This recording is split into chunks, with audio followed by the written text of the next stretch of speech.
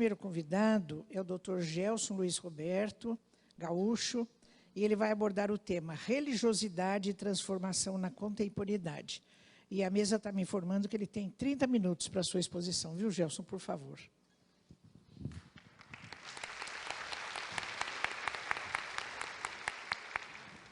Uma boa tarde a todos. Eu agradeço a AME Brasil, a AME Alagoas, pelo convite. Nessa cidade encantadora, nesse povo maravilhoso, e nesse encontro de afetividade, de arte, de conhecimento e beleza. Então, quero trazer algumas reflexões para vocês, em torno de uma questão importante para todos nós, que é a questão da religiosidade e a nossa vida atual, que a gente chama de pós-modernidade. Jung diz que a nossa meta, a meta do indivíduo, é a individuação. O desejo humano mais profundo é a realização do que somos originariamente, nosso self. E Joana de Ângeles vai dizer que o self é o espírito. Então, a meta da individuação é que o ego tome consciência que não é apenas essa identidade transitória, mas sim uma realidade espiritual. E possa viver de maneira plena, num diálogo criativo, num diálogo rico com a sua natureza essencial, que é a sua condição de espírito. E a religiosidade, a religião, a espiritualidade é um caminho, é um dos caminhos para esse processo de auxiliar a nossa individuação. Então, numa carta que um pastor protestante ele enviou para Jung, ele perguntava para Jung sobre aquele momento atual da modernidade e o que nesse momento a humanidade estava passando e sua relação com as questões do conflito da alma humana. E num determinado momento da carta, Jung responde: quando diz que os reformadores cavaram muito, que são os protestantes, devo acrescentar que a ciência moderna escavou mais ainda. E tanto que na psique das pessoas cultas de hoje só existe um grande buraco negro. Este fato obrigou-me a construir uma psicologia que descobrisse novamente acesso à experiência de cunho espiritual.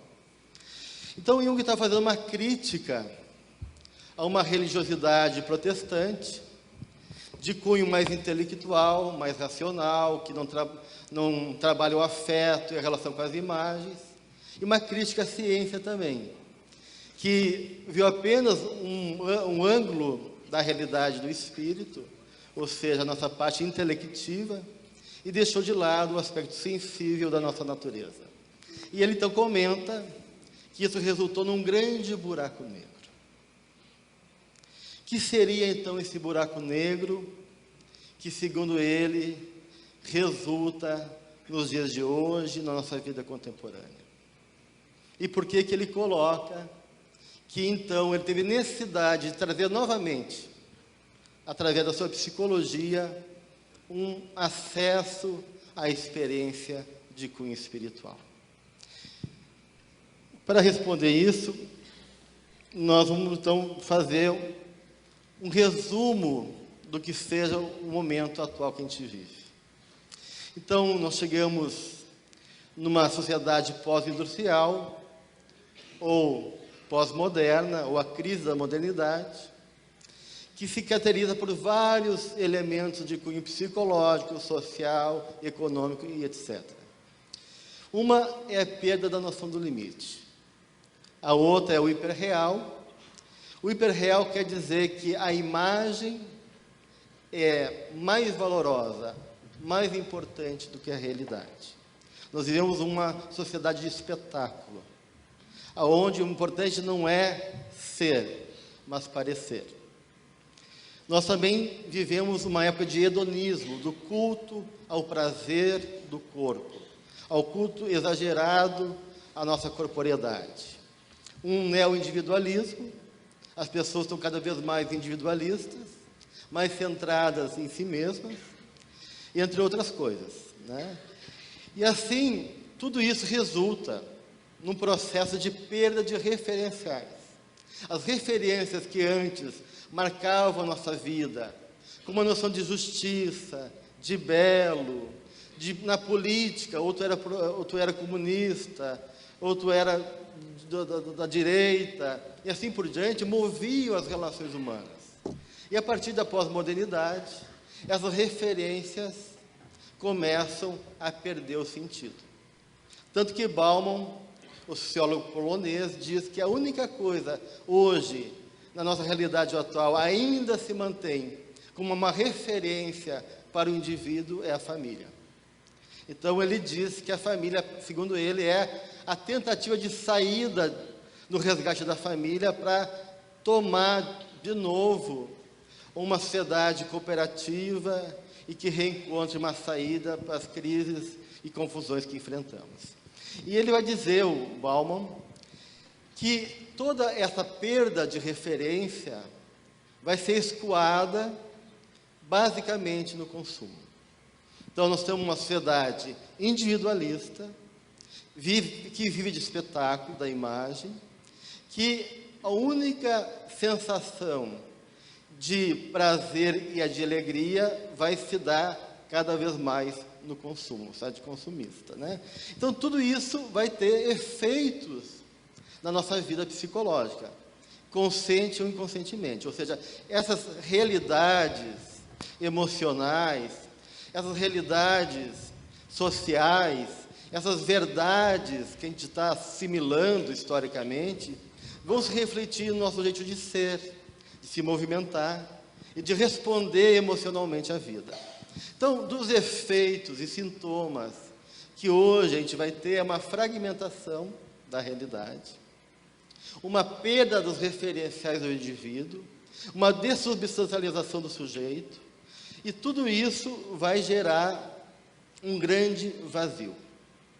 Então, é o que a gente chama hoje das doenças do vazio, que engloba a depressão, as doenças de desordens alimentares como anorexia, bulimia, os transtornos borderline, o processo de automutilação, que cada vez é maior.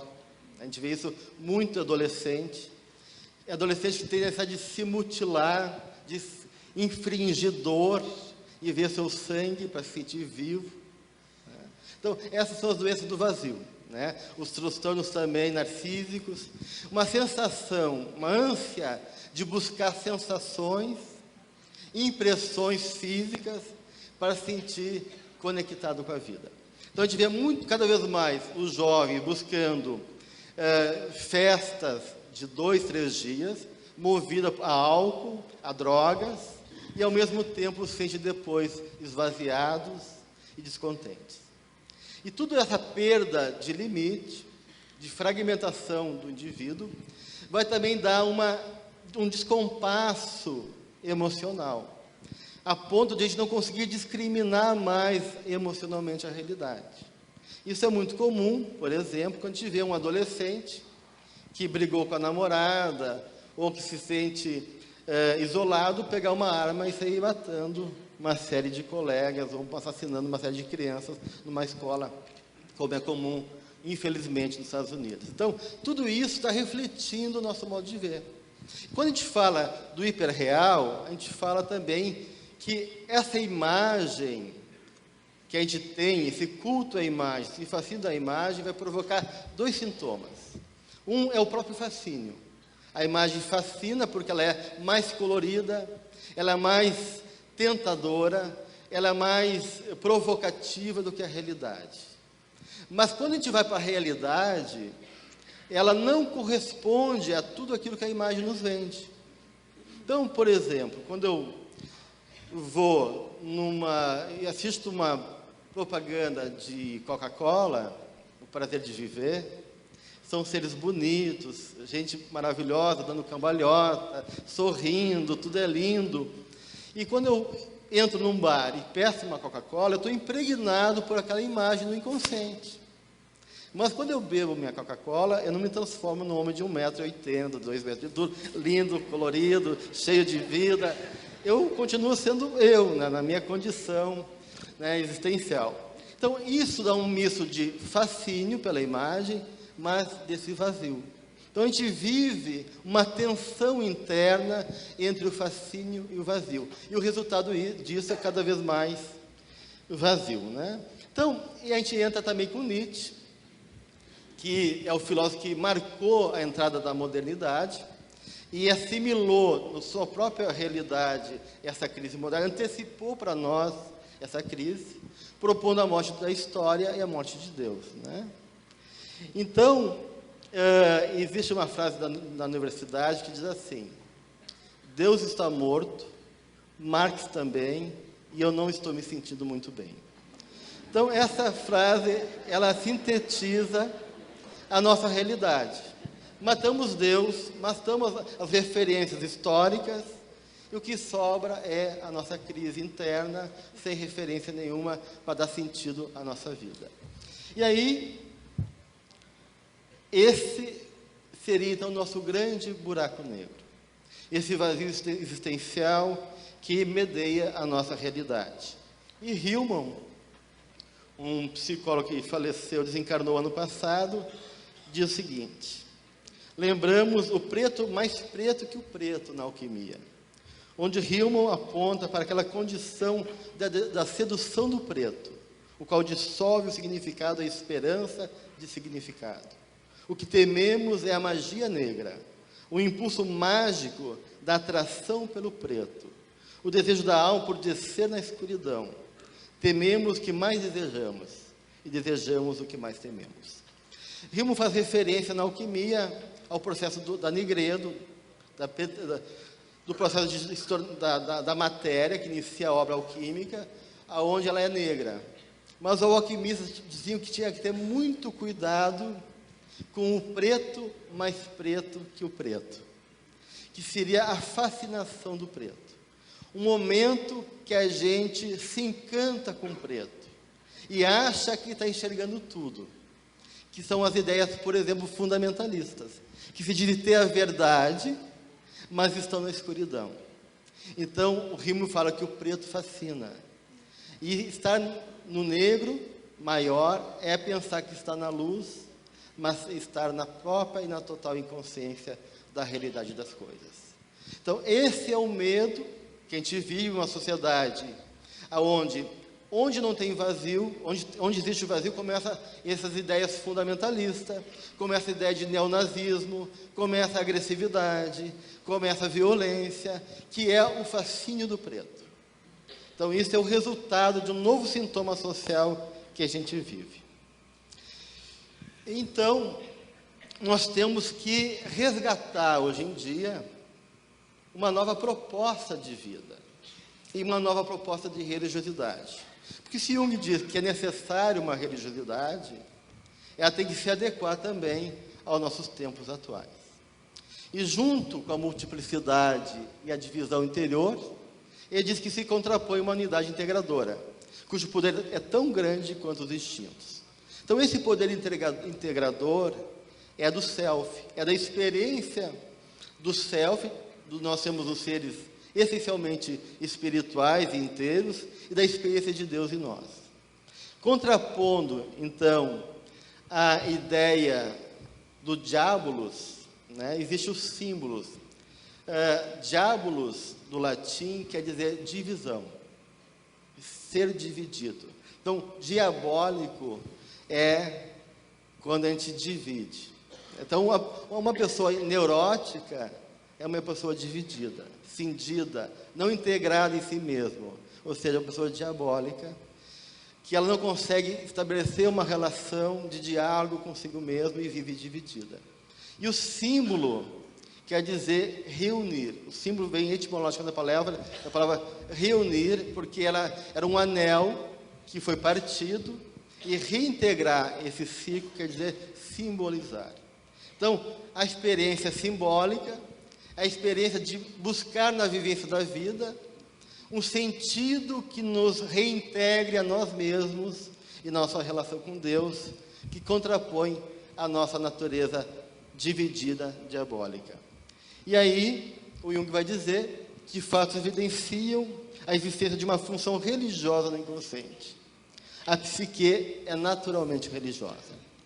E Jung vai colocar isso dizendo que há dentro de nós um centro regulador, uma consciência superior, que está sempre gerando novas possibilidades de sentido e de realização humana.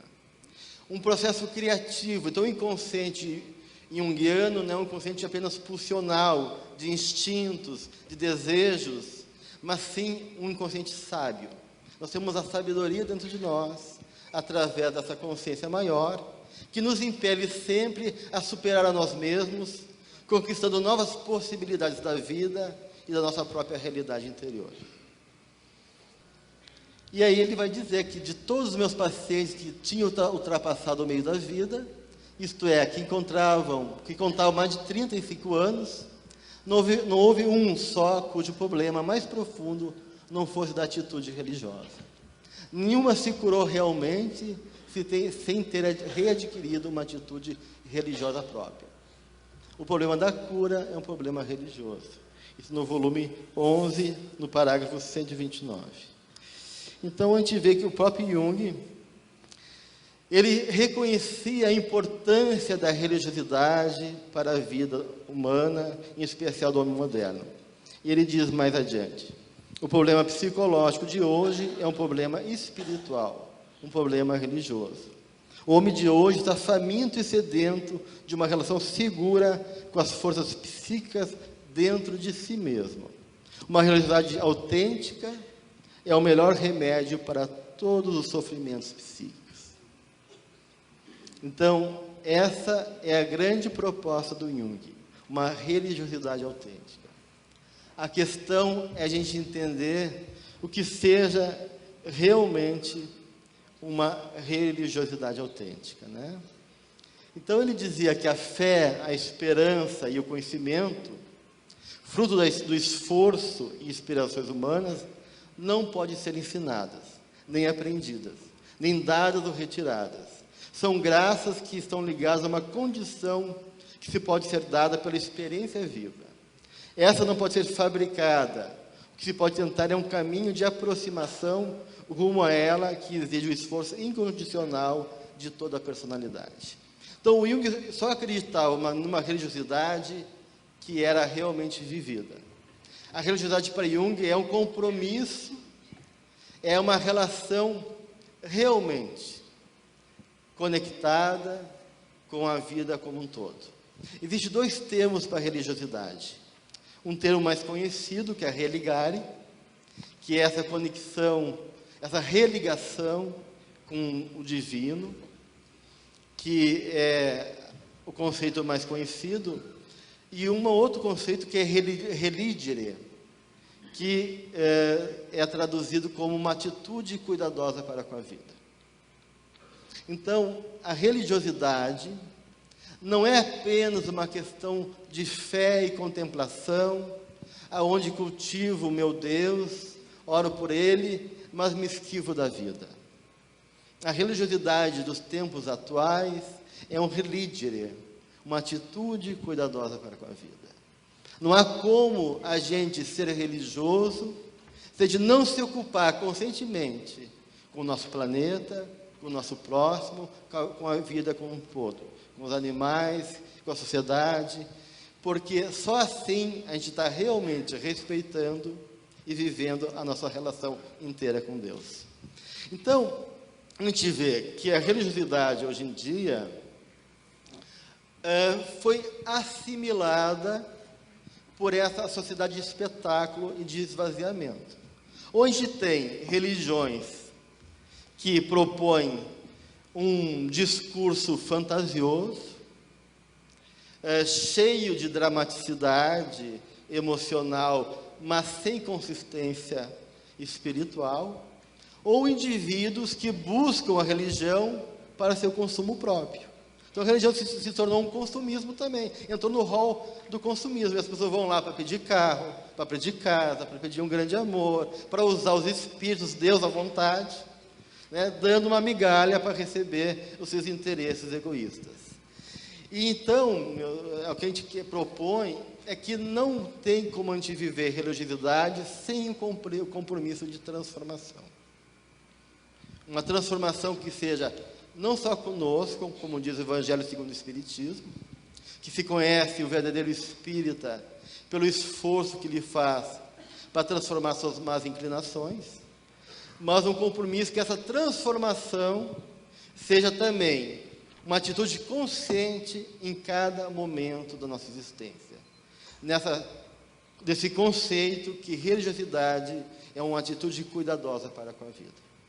E Joana de Ângeles, então, comentando a respeito dessa nova atitude, diz: já não se torna, então, importante a religião formal e circunspecta, fechada e sombria, mas a religiosidade interior que aproxima o indivíduo de Deus em toda a sua plenitude. No homem, no animal, no vegetal, em a natureza, nas formas viventes ou não, através de um interrelacionamento integrador que o planifica e o liberta da ansiedade, da solidão, do medo. As suas aspirações não se fazem atormentadoras, não mais surge a solidão como abandono e desamor. E dilui-se o medo ante uma religiosidade que impregna a vida com esperança, alegria e fé. O germe divino cresce no interior do homem e expande-se, permitindo que se compreenda o conceito paulino que ele não mais vivia, mas o Cristo nele vivia.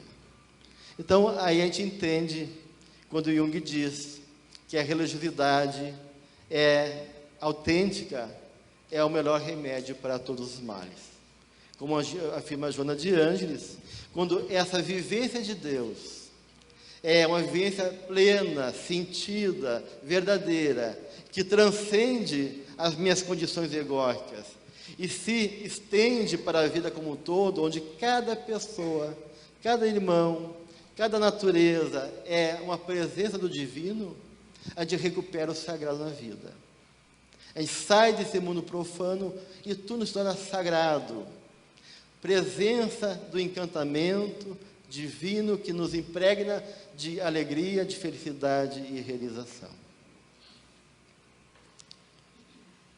Só que essa questão não é uma questão tão fácil de conquistar, porque a questão da religiosidade, como diz o próprio Jung, numa das suas cartas, não é apenas uma questão de convicção intelectual, mas sim uma questão de experiência interior, de sentimento, de fé, de entrega, de realmente viver Deus. Quando o repórter da BBC perguntou para Jung se ele acreditava em Deus, ele diz: não, eu sei Deus.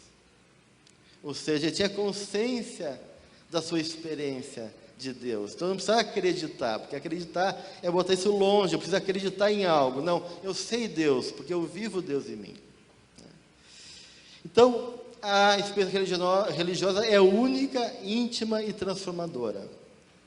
A percepção da natureza psicológica da experiência religiosa é extremamente valiosa para o homem da atualidade.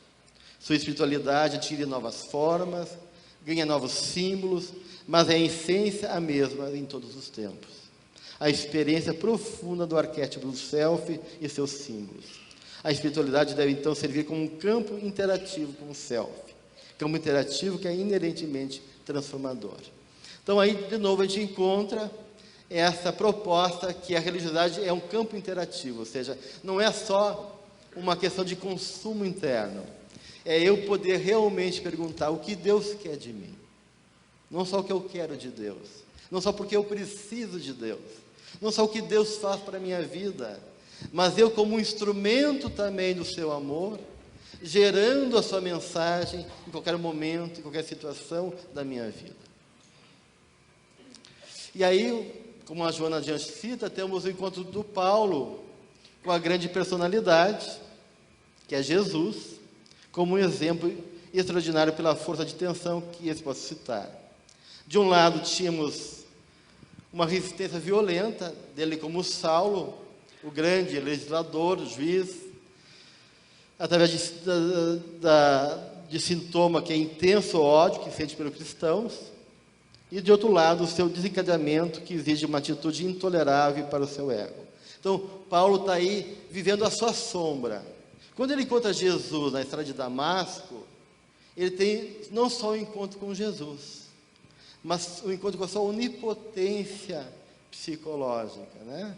Com a sua consciência, o seu ódio, porque todo encontro com a luz, todo encontro religioso, passa necessariamente por encontro com a nossa sombra. E por isso que Paulo fica cego. A cegueira na estrada de Damasco simboliza o confronto com a sua cegueira espiritual. Mesmo ele sendo um doutor da lei, ele estava cego diante da sua realidade psicológica e espiritual. E aí, então, ele foi confrontado com a luz do divino amigo e com a sua sombra onipotente, a sua cegueira espiritual. Mas ele se entrega verdadeiramente e se transforma escravo do Cristo. Como ele coloca, prisioneiro do Cristo, ou cativo, ou pego com Cristo. E diz, porque eu, mediante a própria lei, morri para a lei, a fim de viver para Deus, estou crucificado com Cristo. E aí, né, o nosso irmão Emmanuel vai dizer desse processo profundo e difícil de Paulo para transformar a sua religiosidade num processo verdadeiramente transformador. E diz Emmanuel, os grandes sentimentos nunca povoam a alma de uma só vez, em sua beleza integral. A criatura envenenada no mal, a qual recipiente de vinagre, que necessita ser esvaziado pouco a pouco. A visão de Jesus constituía um acontecimento vivo e morredouro, mas para que pudesse compreender toda a extensão de seus novos deveres, impunha-se-lhe o caminho estreito das provas ríspidas e amargurosas. Vira o Cristo, mas para ir ter com ele era indispensável voltar atrás e transpor abismos. As desilusões da sinagoga de Damasco, o reconforto junto dos irmãos humildes, sob a direção de Ananias, a falta de recursos financeiros, os conselhos austeros de Gamaliel, o anonimato, a solidão, o abandono dos entes mais caros, o tear pesado sob o sol ardente, a penúria de todo e qualquer conforto material, a meditação diária nas ilusões da vida.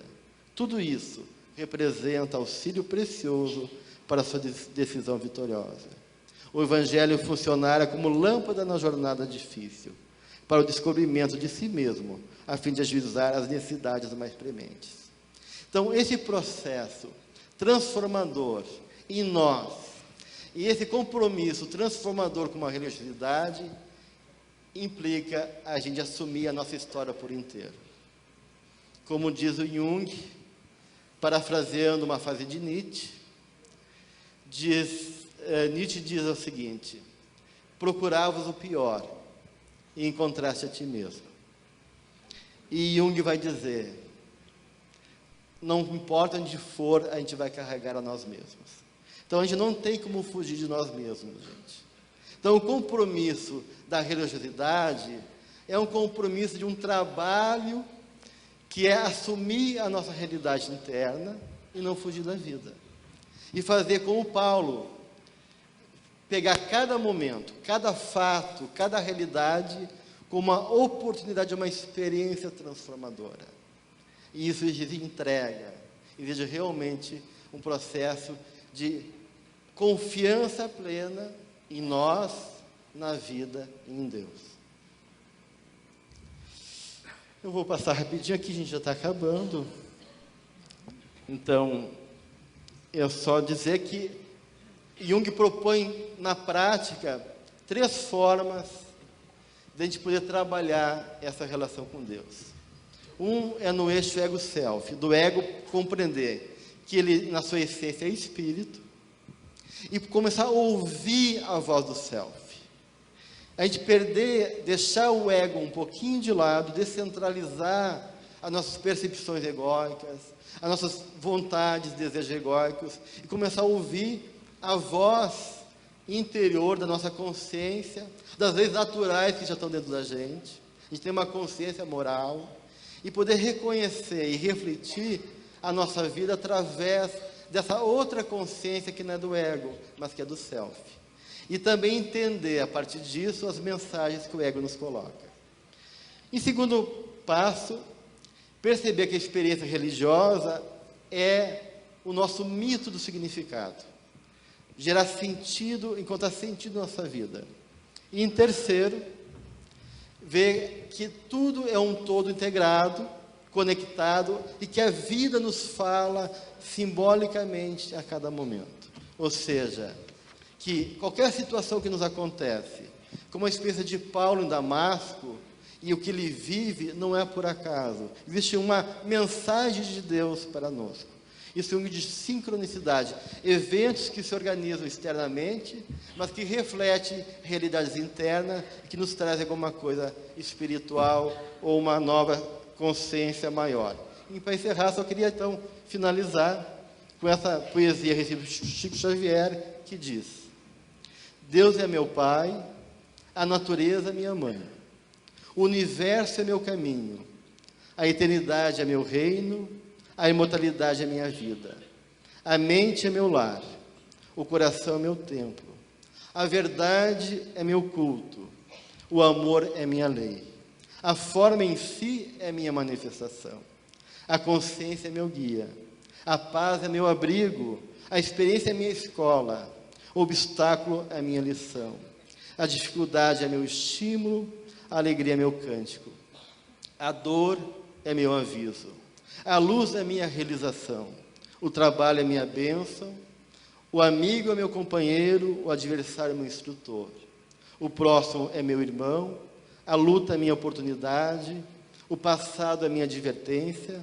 o presente é minha realidade, o futuro é minha promessa, o equilíbrio é minha atitude, a ordem é minha senha, a beleza é meu ideal, a perfeição é meu destino. Chico falou que foi um espírito de alta envergadura que apenas colocou o nome de O Espírito. Ficamos então com essa mensagem do nosso querido Chico, e que possamos fazer nossa vida realmente um campo rico e profundo de transformação. Obrigado.